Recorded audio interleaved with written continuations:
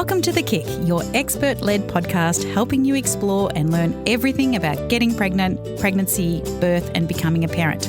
On the podcast and our online pregnancy program, Grow My Baby, we share my experience of helping more than 4,000 babies to be born. And our experience of running a women's health clinic and parenting 4 boys. We're here to help everyone to feel empowered in pregnancy and birth with real-life practical information.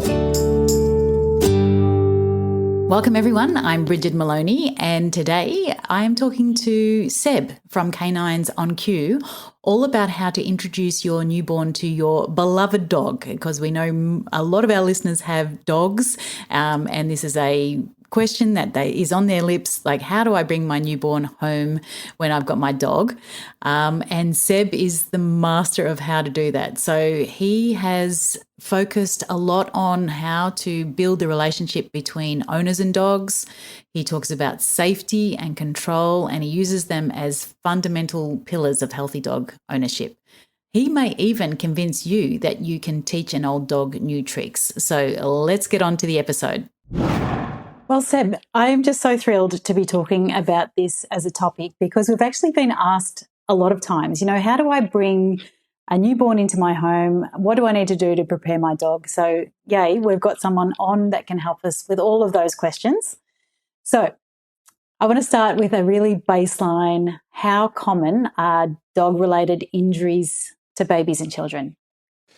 Yeah, in regards to like dog bites across the world, there's millions across the world. I guess in Australia, I did actually write a few things down. I know in Australia there's about 100,000 bites across Australia every year, and the highest kind of like risk age is under the age of 5. So any child kind of under the age of 5 is the most at risk. And the scary part is that it's mostly the family dog and the dog, that the child has the most contact with. So either the family dog or like a friend or family member's dog that they see all the time. I think parents are generally pretty good at when if your kid sees a dog in a cafe or something, generally are pretty good at being like, we don't go up and pet that dog, we don't run over to that dog, that's not like Barney at home or whatever. But Barney at home is more likely to bite you than that dog. So it's quite a scary one. And obviously being children, being that size, most of these bites happen around the face and the head and the neck, which is kind of the scary part. It is hard to get at like an exact number, obviously, because there's some that don't get reported, some that go to hospitals, some that go to private doctors and things like that, so it's a hard one. But obviously it's too much, whatever it is, and there's so much that we can do to prevent it.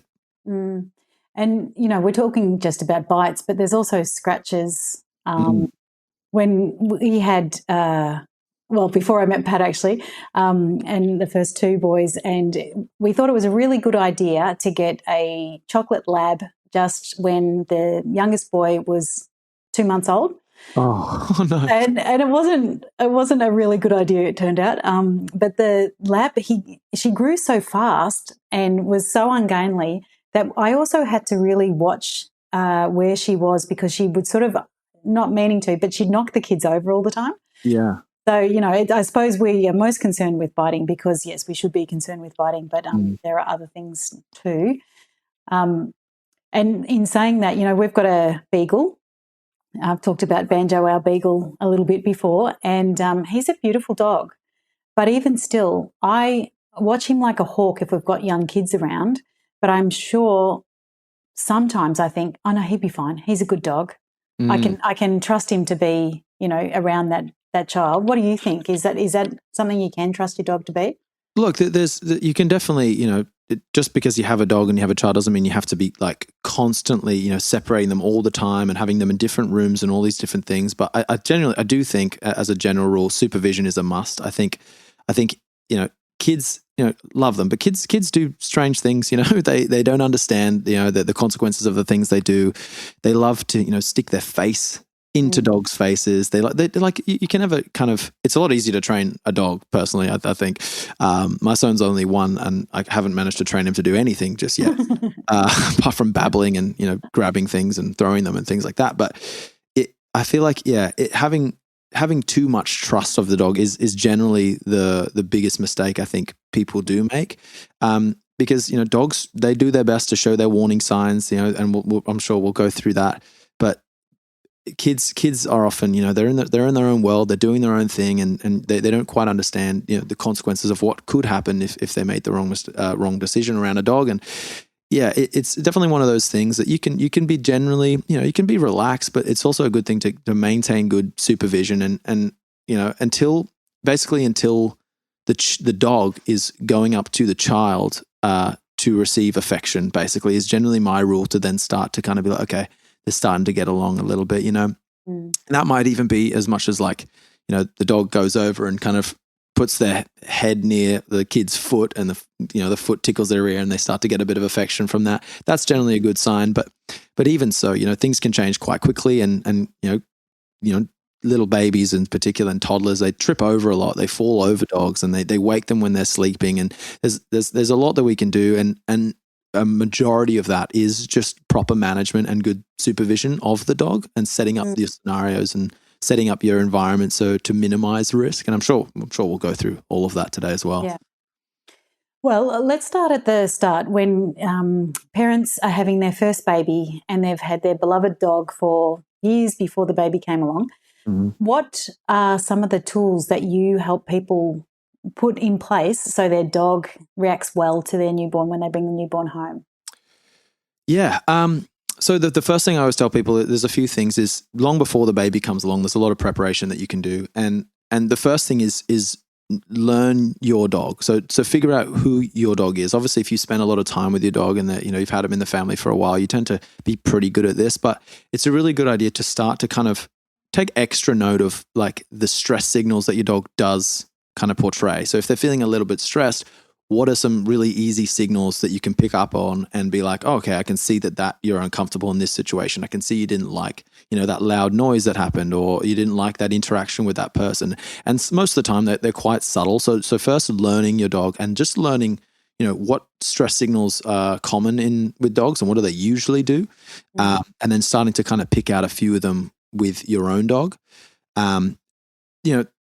Things like licking their nose.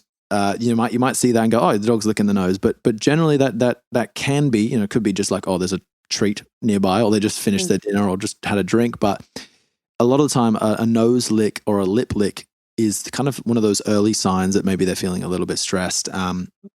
So it's getting to learn all of those different things. And then on top of that as well is like just having a general control of your dog. Just doing some kind of training. It doesn't even matter what it is. Like, if you get your dog to walk nicely on a lead, listen to you when you tell them to come, tell them to go on their bed and they stay there. Just really general obedience things. I think people they get a dog and they go, oh, he's fine, I don't need to do that kind of thing. But that kind of control will make things so much easier when the baby does come along.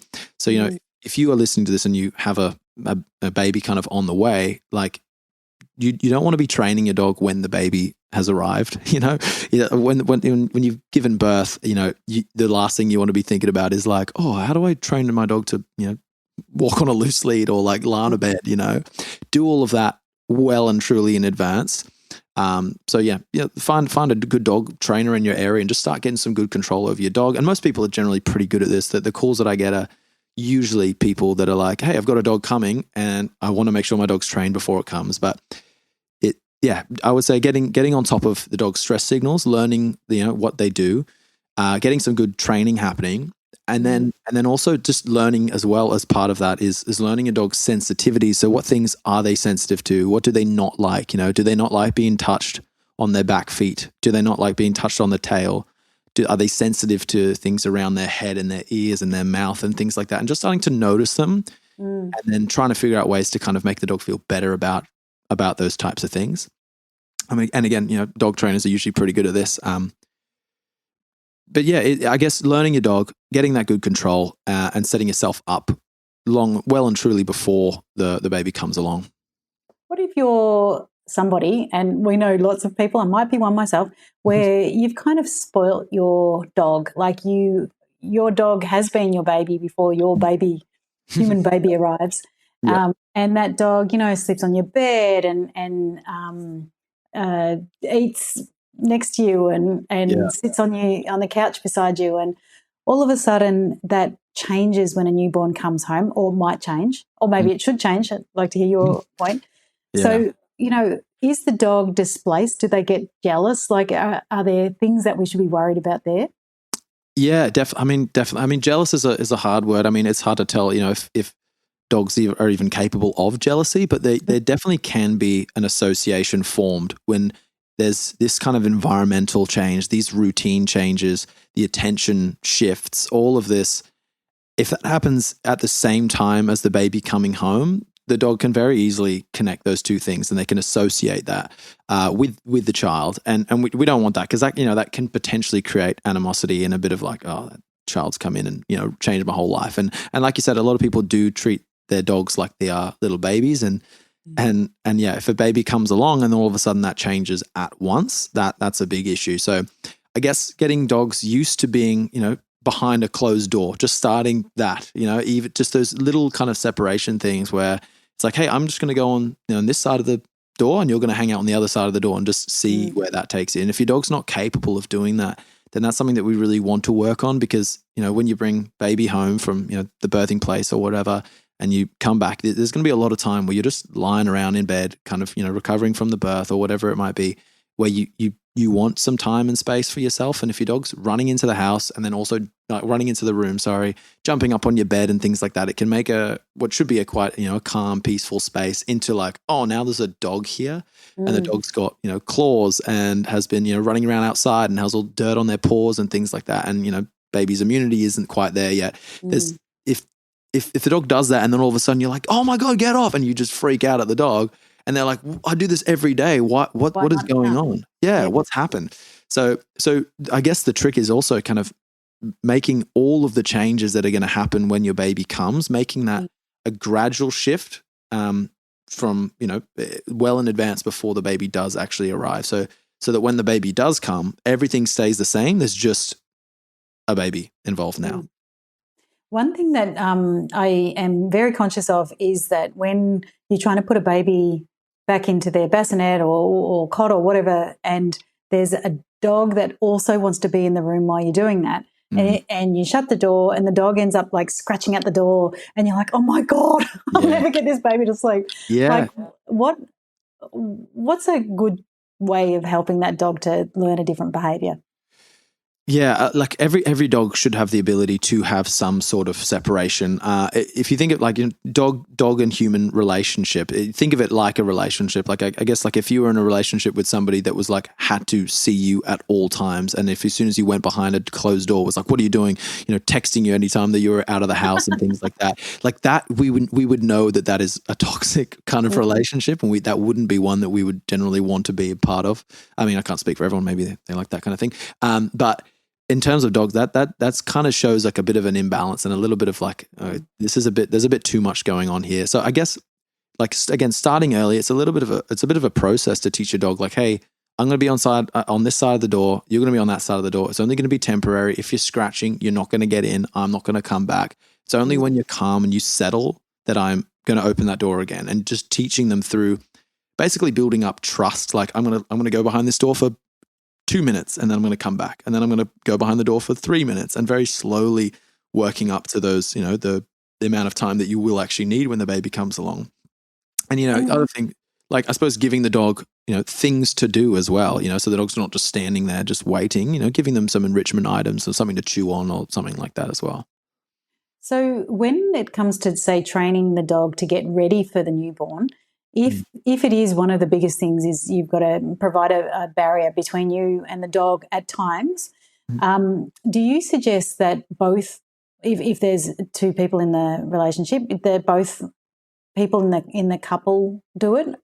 I'm just thinking of the situation where sometimes dogs listen to one or the other, and then if it's the male that's trained the dog but then he goes off to work and the female's at home, or vice versa, or whatever, Yeah. Sometimes dogs don't listen to everybody in the household. No, definitely. It's definitely, they learn what they can and can't get away with with certain people. And they figure out like, oh, you give me all my dinners, you give me all the training, you give me the discipline, you do everything. So I guess I'll listen to you, but everybody else is kind of just like a litter mate in that sense, unless you're showing that, if you actually doing training and actually doing the things, then it can be quite like, why would the dog listen to you? If you've got no reinforcement history of actually listening to the person, then like, why would you? But yeah, 100%. Dogs are very much like they build very personal relationships with individuals. And so this is important for everybody in the house. I mean, a lot of the time as a dog trainer, one of the big ones that we get all the time is separation distress or separation kind of based phobias. And often it's, it can be attributed to just one person, and that person leaves, and, it doesn't matter who's in the house, even like if there's, the rest of the family's at home hanging out with the dog. If that one person is gone and they're scratching at the door trying to get out to that one person, then that's, a case of pure separation anxiety and true separation anxiety. So I guess, that this is a good point that you bring up is like, if your dog has some sort of behavioral issue in regards to, separation or like resource guarding, like guarding food bowls, guarding bones, guarding anything, if you drop a tissue on the ground, the dog starts guarding that, then that is something that we definitely want to get on top of way before the baby comes, because the baby's not, or the toddler's not going to respond to the warning signs of growling and things like that. They go, oh, that's a cute thing. And then you just put the hand in. Yeah. So all of these different things can happen. And definitely 100% getting on top of the behavioral problems as soon as you can before the baby arrives. And that includes separation-based things. Every dog should be able to be behind a door or hanging out downstairs while you're upstairs or something, having that degree of separation in order for it to be like an actual kind of healthy relationship, I do believe. I love how you've described it as, if it was a human relationship, you wouldn't put up with that sort of neediness in a toxic relationship. I've never really thought about that with dogs. Thankfully we don't have one of those dogs that worry about us. In fact, sometimes I think Banjo would be quite happy if we weren't in the house at all, because that means he can just sleep all day. But How good that? Yeah. So when you see parents and they've got their newborn and they go up to their dog and they get the newborn in front of the dog and they say, well, I'm just letting the baby, the dog sniff the baby, get used to the smell of the baby. Mm-hmm. Does that work? No, I don't think so. Well, a few things there. So number one, like a dog can smell the baby from across the street. Like they don't need to be that close. Like, when you see a give way sign in the car, you don't have to get out of the car and walk up to it and put your face like right next to it and go, yep, it says give way, get back in the car. You can see it. Like it's fine. The dog can see the baby. They can smell it from that distance. They don't need to get that close. And getting that close, it opens up. There's a few things that can go wrong. Obviously, number one, baby's immunity not there. Dogs are kind of gross. They eat dirt. They like roll around in poo. Like they're crazy. They don't really have many hygiene rules. And the other thing as well is that dogs don't understand that a newborn baby is a human. Like it doesn't look like a human that they've seen before. It doesn't move like a human. It doesn't sound like a human, and it doesn't smell like a human either. It is a completely new kind of alien animal that the dog has never seen before. And if we just grab this baby and stick it in the face of a dog, we're putting all of the onus on the dog to be like, okay, figure this out and react how you want to with no guidance from me whatsoever. Now, most of the time, it works out fine. Like nothing happens. But in those rare cases where the dog panics and goes, oh my God, get that thing away from me, dogs often nip and run. And like if that happens to your baby, your brand new newborn child, that could be absolutely devastating. And then that can completely ruin your relationship with that dog immediately in 1 second. There's no need to do that. There's no reason to do that other than getting a cute Instagram video, which what's worth? Yeah, exactly. It's not worth it. And what about sleeping? Because, on Instagram, oh my God, it makes my skin crawl. But you see people let their dogs sleep in the cots with babies. Yeah. I hope you're going to say that's so unsafe, because that's how we feel. Yeah. Yeah, definitely unsafe. And And look, like some of the videos, like I'll admit it, they are pretty cute. But then I'm thinking, like, you know, dogs have what's called, like, some dogs have what's called a sleep startle reflex. And, you know, especially if they're in a dream or something, you know, they're running along the beach in their dream, their legs are kicking around, whatever, and the baby, you know, moves, or they wake up and they have, like, for a second there, they're not quite, you know, themselves, or they're still, they don't know if they're still dreaming or whatever, what's going on. I don't know what goes on inside their head, but very often dogs will kind of wake up and be startled. And you know, when dogs are startled, they use their teeth to get away from things. They use their teeth, they use their paws to kind of create distance from things. And if they're in a cot, one, they can't create distance, and two, they've just woken up and they're like, oh my God, what is this thing here? And look, the risk that comes from that is like, look, you're not going to develop a better bond between your dog and your child by forcing them to sleep together, or by, you know, like pressure, like creating like a one moment where you're like, all right, bond straight away. The good relationships happen over time and are built through, you know, repetition and through structure and through, you know, they're built over time. They're not forced in little moments. Wow. Oh my God, I forgot what I was going to say. You're right. Hang on. I got it. Something about, oh yeah. So we're still sticking with newborns. So you've brought the newborn home and everybody's exhausted and you just want to stay in that little bubble and cuddle and all the rest. But your dog is used to having a walk at 6 a.m. every morning. Is that something that you should really sort of strive to keep, that routine? Well, I mean, not necessarily. I like to kind of think of it like, and this is just in general for dogs, but even more important when you have your baby coming. But you want to try and make your dog's life kind of predictably unpredictable, so that they don't know what time they're going to get fed. They don't necessarily know when their walk's going to come from. Obviously, that doesn't mean you just stop walking your dog. We need to do that. We need to give your dog proper exercise. But having it at like routine times all the time, it's a lot of dogs and a lot of families fall into that because, you know, we are creatures of habit as well. We go to work at the same time every day. It just works out like that. What we want to try and do, however, is try and break the cycles as much as you can while still giving your dog the adequate amount of exercise. And just a sidebar, walking your dog is kind of the worst way to give your dog exercise, just quietly. So it's kind of a dog training thing because you have to walk the same amount of steps that your dog does. And it's not that like fulfilling for your dog. There's so many other things that you can do with your dog to fulfill them quicker and like actually fulfilling them properly based on what their breed was meant to do. Like, for example, with a beagle, walking is actually kind of good because there's a lot of things to smell. Yeah. But I'm sure, what's your beagle's name? Sorry? Banjo. Banjo, that's right. Love it.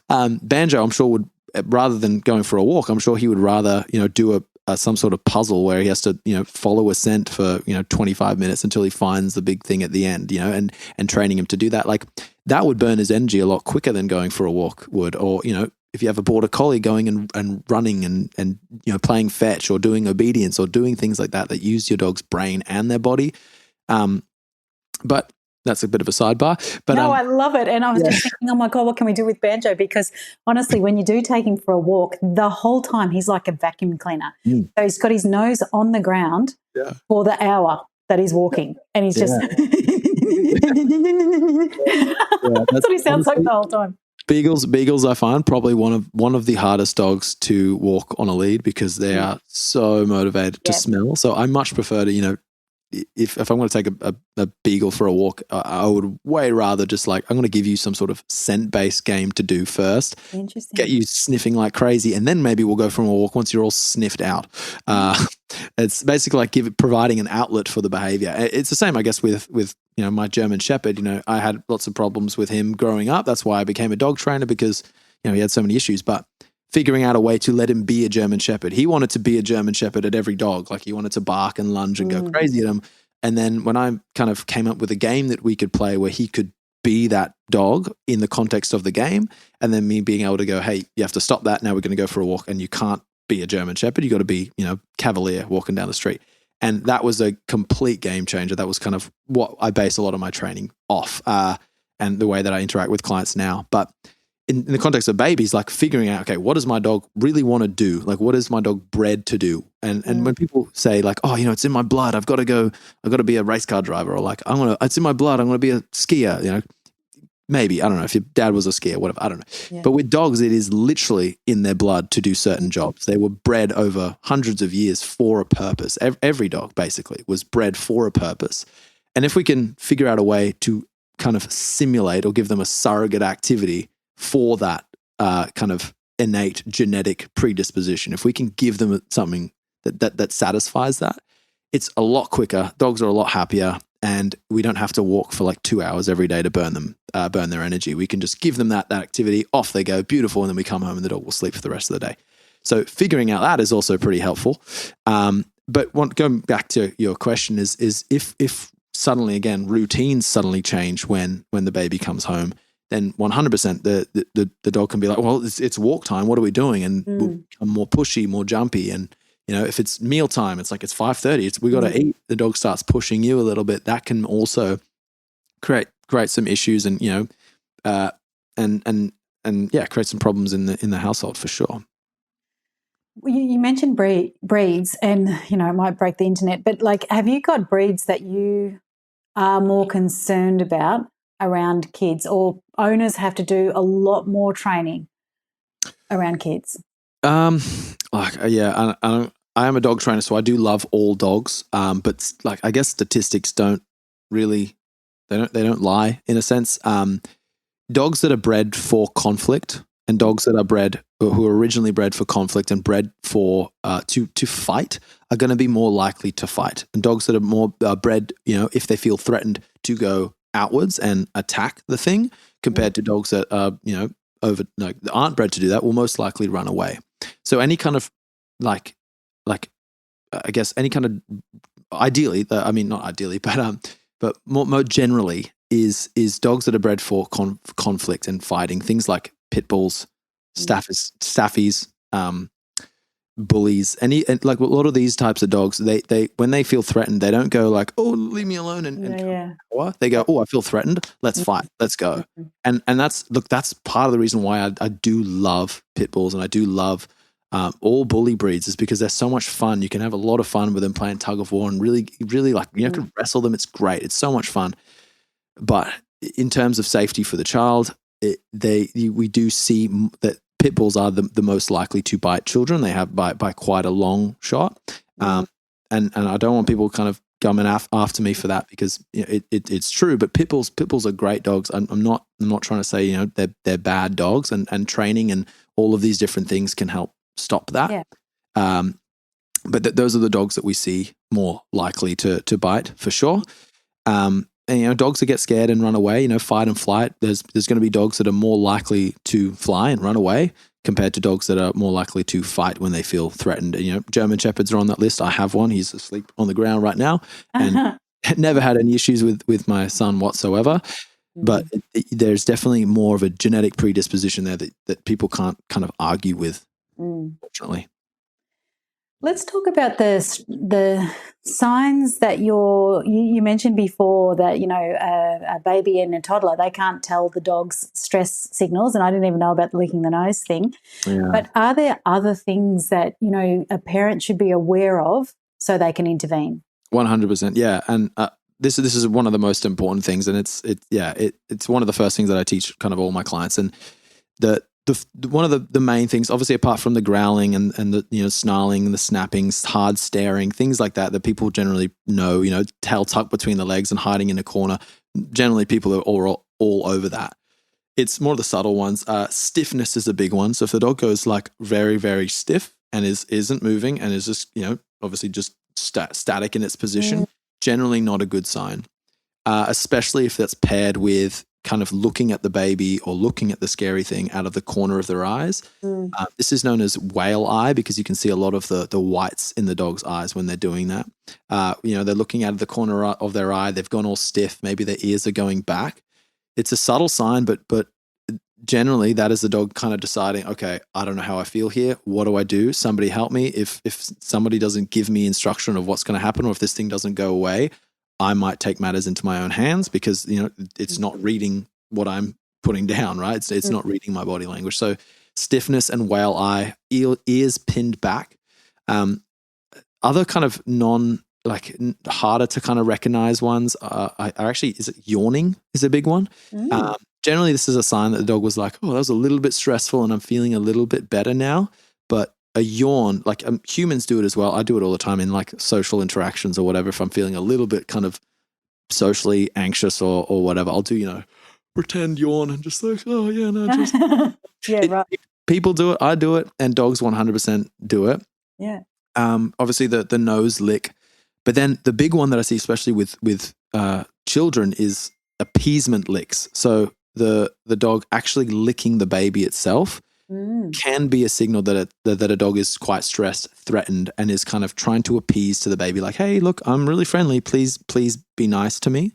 And you see, this is the big one that I see all the time on social media is they get the baby's there, and the dog is kind of licking the baby, and the parents are going, oh my God, they love each other. Yeah. They're kissing. How good is that? And it's like, no, your dog is actually trying for help and wants to create space in doing that. It's like, hey, can you please be nice and leave me alone? Like I'm not a threat. So that's a really, really big one. And very much like kind of misconceived by a lot of people. God, I did not know that. I would have been one of those people looking at that on Instagram thinking how cute, although I would have thought, ugh, no. Because dogs' mouths are disgusting. Yeah, they are pretty gross. Human mouths are grosser though. Oh, yeah, it's all gross.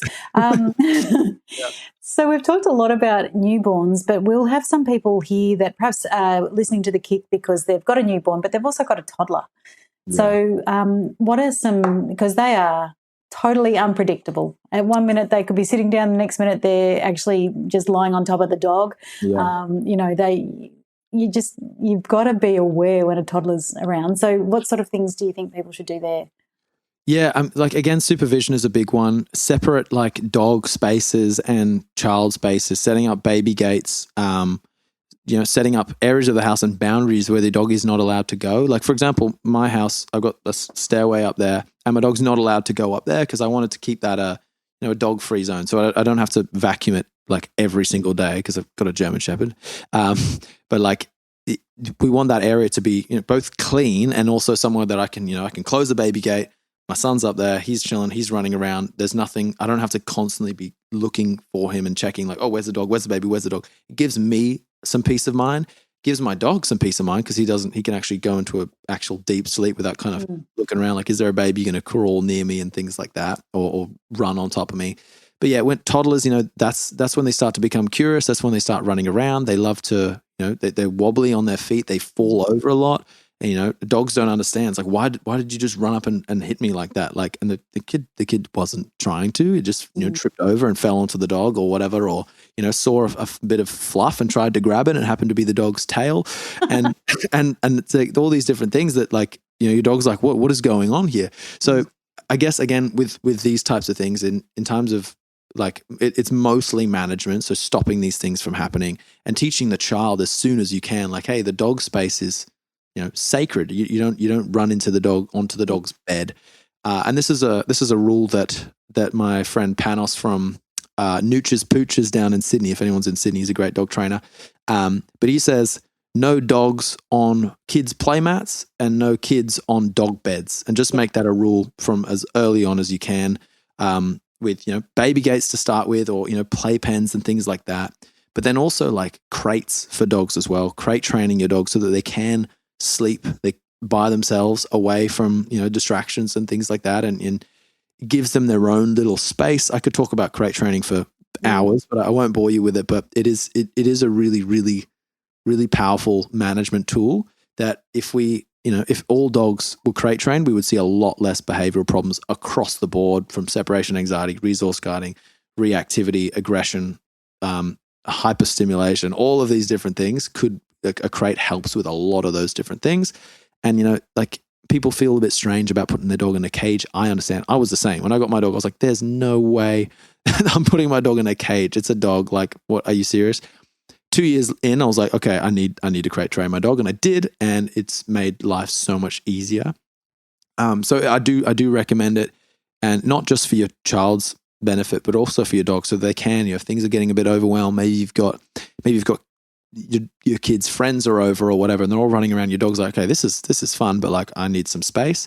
It gives them that space, and then you just tell every single child that comes in the house, like, hey, if the dog's in the crate, that means that they want some of their own space. Don't go and pet the dog when they're in there. Don't try and stick your fingers through the cage. Just leave the dog. Yeah, don't torment. Don't bash the side. Obviously, it becomes a very safe kind of sleeping arrangement for the dog, and then also a way for your dog to retreat. So that's something I 100% recommend people doing is if it's not a crate, at least having an area where your child isn't allowed to be in, and a place where your dog can just go and hang out. Like I've got a client at the moment whose their dog likes to go out on the balcony, so they just put a doggy door, and the dog goes through and goes on the balcony when it needs space, and it's fine. The dog likes to chill out there, but people that don't have balconies, don't have that kind of space, a crate is the best thing that you can possibly do there. Can I just, do you mean a crate that actually has a door that gets shut after the dog, or is this just an area that the dog can come and go there itself? Like a 100, like a crate with doors on either side that you can lock the dog inside the crate. Especially for like things like transport. So if you're trying to go from A to B, a crate is one of the safest things that you can put your dog in, because it stops the dog flying out through the windscreen if you get into a crash, and protects them on either sides if you are in a crash. If your dog goes to a vet, they lock them. They have to lock them in cages because they can't have just dogs running around while they're doing surgery. So a crate, it prepares your dog for all those different things, but then, teaches your dog to be alone is another big one. So if they go into the crate and you cover it, and they become comfortable with that, that's something that you can take with you everywhere. You go to an Airbnb, you go camping or whatever, you just bring that crate, you cover it, the dog's like, oh, I'm home, cool. I can actually fully relax. And then, like I said, with the separation anxiety stuff, if it's like, if you want to be able to just chill out and not have the dog jumping up on you, you're trying to feed the baby, or, do tummy time or something, and you don't want to keep being like, hey, back, go away, stop coming. You can just put your dog in the crate. They'll sleep. They'll actually have like a deep sleep, which is rare for dogs, especially during the day.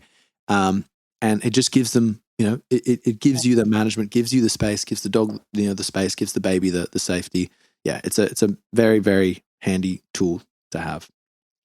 One thing that I sort of really puzzles me and it worries me is that if a dog does bite, and often not because they sought that person or child or whatever to bite it, they've been scared, it's been a reaction, and they've bitten a hand or whatever. What do you do with that dog now? Yeah. That's a tricky one, because it is a very like case by case basis kind of thing. Like if your dog is seeing a child as prey, that is unfortunately, that is one of the only, probably the only blanket rule that I have is like that is a euthanasia case 100%. We can't have dogs that are actively seeking kids to hunt, like that. We can't have that. And they do exist, these types of dogs, and they shouldn't have been bred in the first place. So this comes back to the breeder of the dog, and the way the dog was raised, but mostly it's genetics there. That shouldn't be a dog that we have anywhere, even behind a gate, because that's one gate left open away from being a very, very big problem. So dogs seeing kids as prey is an absolute no. However, I was with the dog on Sunday, and this dog was a pretty extreme resource guarder, and food was around, we were doing some work, and then it just got a little bit over threshold and just tried to eat me, basically. Like, it had on a lead, and I was like, okay, you're trying to eat me, I'm just going to pop you into a crate for a little bit. Popped in the crate, 15 minutes later, took it out, and it was just like licking me and jumping up and trying to play with me again. So dogs are like, they don't hold grudges like that, but and sometimes it is very much like a case by case basis and a situation basis, and a lot of it comes back to proper management and good training. But it's a very difficult one to kind of answer. But most of the time, if a dog bites a child, that's the relationship between the family and the dog kind of ruined anyway. And most of the time, the dog might the damage is already done, and the best thing would be a new start potentially for that dog in a different home, away from kids or whatever that might be. But it's a very tough it's a very tough conversation to have. And I did actually have one last week with a family. And, I told them like, hey, we're going to do everything that we can. It's going to be a lot of work. This is the things that we have to do. And it's going to be, potential stress for you, a lot of work for you, a lot of work for the dog. Or we could put this dog in a home where it doesn't have to do any work. It hangs out with, the owner. They have, they have more land. They can run around. They can do what they want. There's no kids around. So it's a lot less stressful. So finding that balance, look, people have this idea that rehoming your dog is like the worst thing that you can possibly do. And it's like, you're a bad owner because, dogs are forever. Up on it. Yeah, exactly. And they get, 100%. But dogs are adaptable. I have dogs that come and stay with me. The first night, they maybe whimper a little bit in the crate. The next day, they're happier. They're like, oh, cool, it's my new house. Like, I'm fine. This is awesome. They adapt really quickly. They can be even more happy in a different home. And sometimes you keeping your dog in the house is the selfish and kind of dangerous thing to do in some cases. But most of the time this can be done through, these issues can be resolved through proper training and through proper preparation and management. I know we've talked about all the things that, can go wrong with a dog, but having a dog in the home, I mean, we've always had a dog in the home and we just love it. We love the feeling that a pet brings to the house. And some of the memories that we've got of the kids playing with the various dogs that we've had along the way, because they don't last as long as we want them to. No, unfortunately not. Yeah. No. So, if I can find the video, I might even post it, but it's one of the kids. He's got our old black lab. So Pat's old, like she would have been about 12 by the time that our third son came along. And Solly's there, and he's got Marley, and he's wrapping Marley's paw with a bandage, saying, and you can't really even understand him, but he's like, she's got a very sore leg, and I'm making it better, and it's just so gorgeous. I love it so much. Yeah, my camera roll on my phone is mostly just my dog and baby doing cute stuff together. Yeah, like my baby kind of hanging off the side of his high chair, just feeding him a little bit of steak, and I'm like, oh well, yeah. It's kind of breaking all the rules, but yeah. And then putting that steak back into his mouth. No, my dog doesn't let him do that. No, good. Yeah, it's straight out of his fingers. It's done. But in a weird way, we actually use this in dog training. It's called the leaky toddler. It's basically if a dog's kind of a bit nervous around new people that come in the house, if you walk in with food and just let food kind of drip behind you and just like drop pieces of kibble or whatever without paying attention to the dog.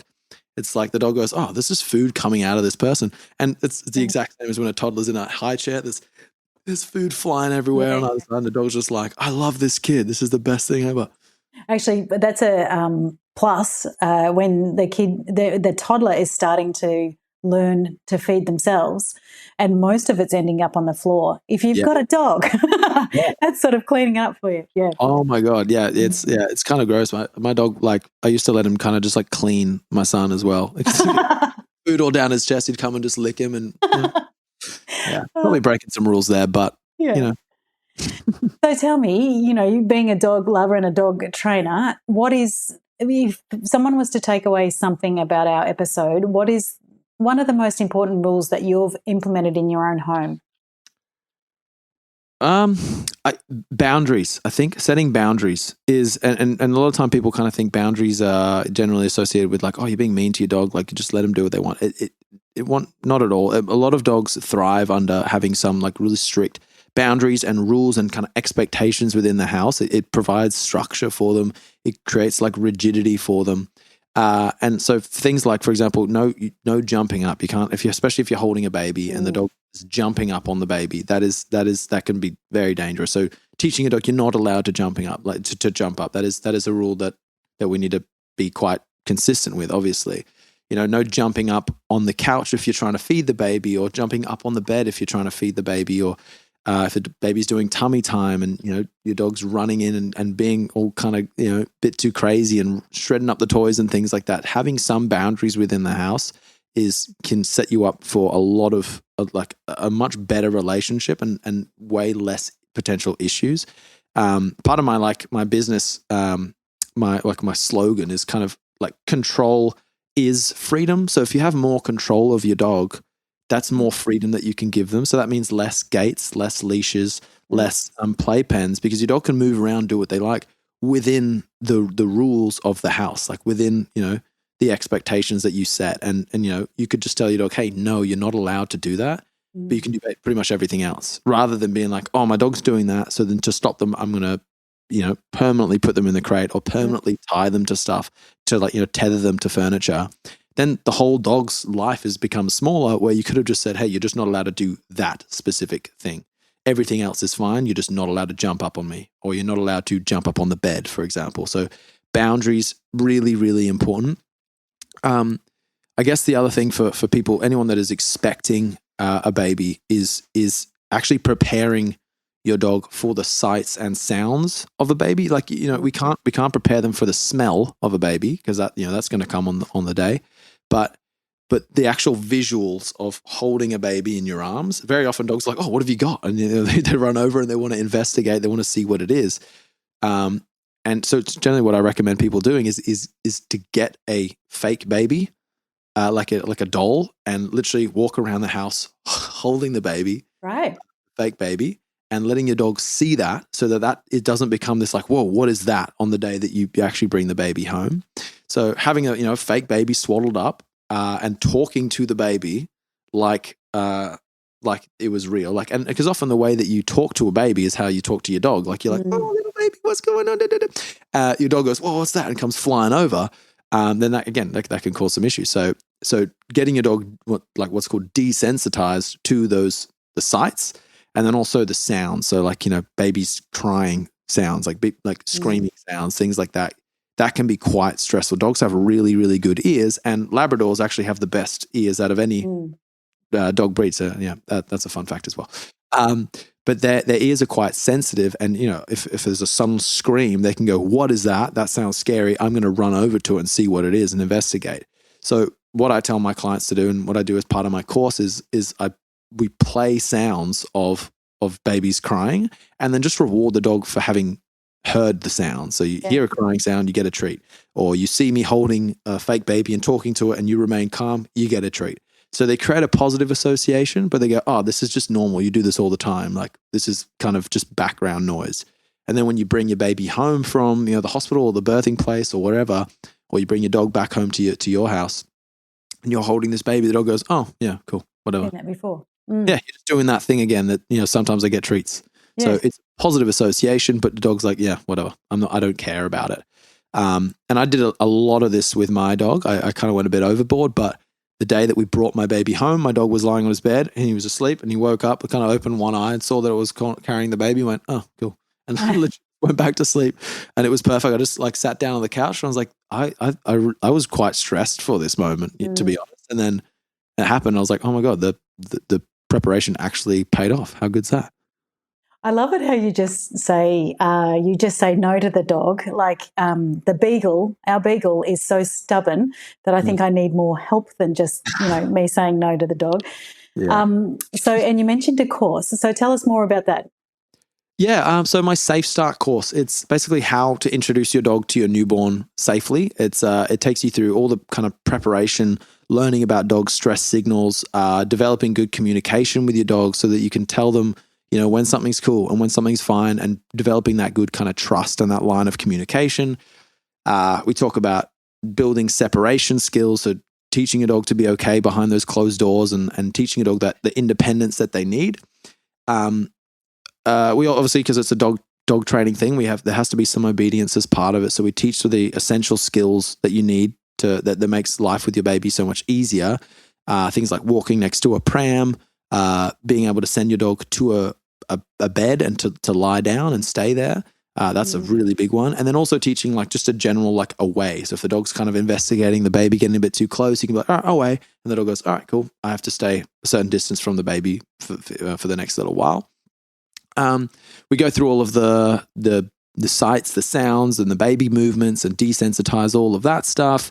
We teach boundaries, and we do actually kind of show you how to communicate to a dog no, because it's not, you can't just say the word no and expect the dog to go like, oh, sorry, yeah, I'll take that on board. Right, yeah. I won't do that. Sorry about that, mate. There's the ways that we have to communicate it in a way that a dog understands, not just a way a human would like to be understood.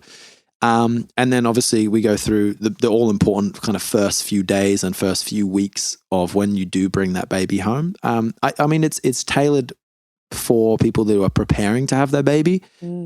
But if you do have a baby, there's a lot of information in there to help you with, your current situation and where you are. And, just especially the stress signal stuff. I think that's a really, really important one. Learning your dog's sensitivities, figuring out and this is something we didn't really talk too much about, but if your dog doesn't like being touched on the hindquarters, doesn't like loud noises, and there's this new baby, and all of a sudden this new baby is making lots of noises and touching the hindquarters, that's known as trigger stacking. So there's a few kind of stimuli going on at the same time that all elicit a little bit of a stressful response from your dog. You get all those three things happening at the same time, and then we have what looks like an overreaction. When in reality, it's just a whole bunch, three different things building up. So we talk about that as well. And obviously the long-term success, you have access to me as a trainer. You can talk to me whenever. You're part of a Facebook group. It's a great little course and a great little community that we're building. So yeah. Oh, well done. That sounds really needed. And it helps to make sure that people aren't in the dark when they bring their baby home to their gorgeous dog, because that's how we feel. 100%. Well, Seb, you have given us so much information in that, and we could have really spoken about more. I'll put a link in our show notes to that course, because I think everybody should do it. If they've got a dog, they want to keep themselves and their babies safe. So get onto it and have a little look. But yes, thank you for sharing your time with us to go through all of this. It's been amazing. Oh, anytime, honestly. And I mentioned this in the email that I sent, but you guys were massive for us when we were having our baby, or when we were pregnant, and me and my wife would alternate episodes. I was like, I'll watch the odd ones, you'll watch the even ones, and then we'll report back tonight and talk about what we've learned so we can get through as many episodes as we can. And it was a very, very helpful source of information for us. And I'm a bit spewing I didn't get to meet obstetrician Dr. Patrick Maloney, but that's okay. I'm sure I'll see him around. Yeah, great. Good on you, Seb. Thanks so much. Thank you so much.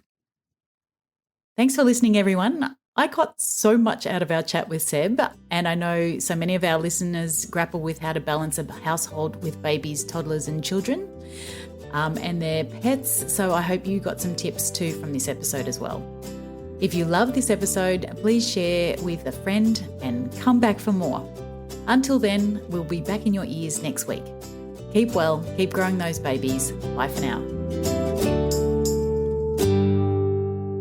Hey, even though Dr. Pat is, a doctor, and we get lots of other doctors and other experts on our podcast, I just need to remind you that this podcast is for informational purposes only. We share lots of medical insights and experience, but everything we talk about is general in nature and may not apply to your specific situation. Please always consult with your own healthcare provider for your individual medical advice when you grow your baby.